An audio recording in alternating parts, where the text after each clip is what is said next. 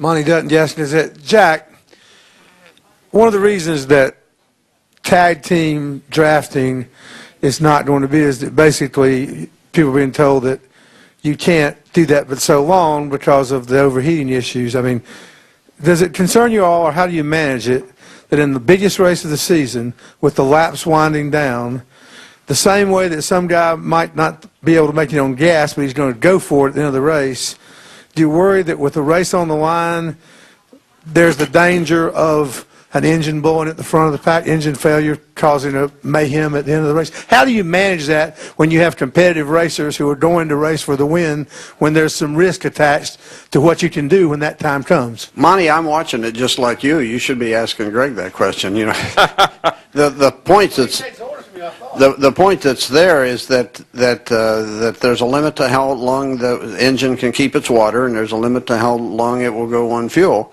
And as you approach the checkered flag, everybody, you know, in a perfect world, you'd use all of your fuel up, you'd use your engine and your water up, and you just get the checkered flag in time. And you know, that will wind up being the, you know, it is true that these cars are hard to push now. It is true that they're loose.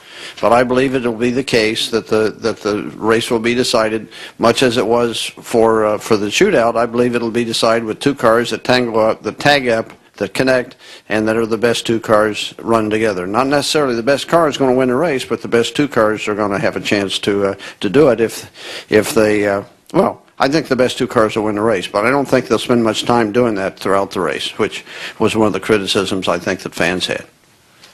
Yeah, I mean, you're exactly right. I mean, you're right up the alley. I mean, we could, you know, beat this horse to death, but the facts are that, you know, the fans kind of spoke out, wanted to see these cars back in a larger pack, and I think NASCAR wanted to see that as well, and the drivers were about half and half.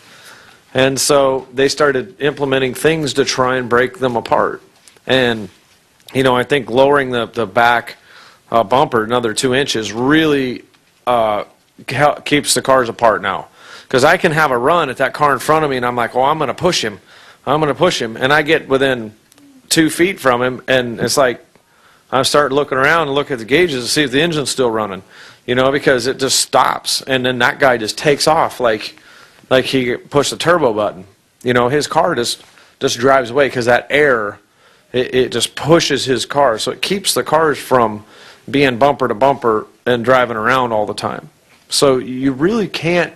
And Carl and I tried it yesterday. I mean, I pushed Kyle to the lead, but you know, it's hard to stay connected to the car, for one, and two, it's going to overheat. And so your question is, what happens? Here's typically what happens when a car overheats. It overheats, it blows the water out, which you can see it's blowing the water out. Then the gauge is flashing red, and then, you know, as it continues to get hotter and hotter and hotter, it just starts losing power. And so the car starts slowing down, you know, which is a good thing, because then Cause a big wreck.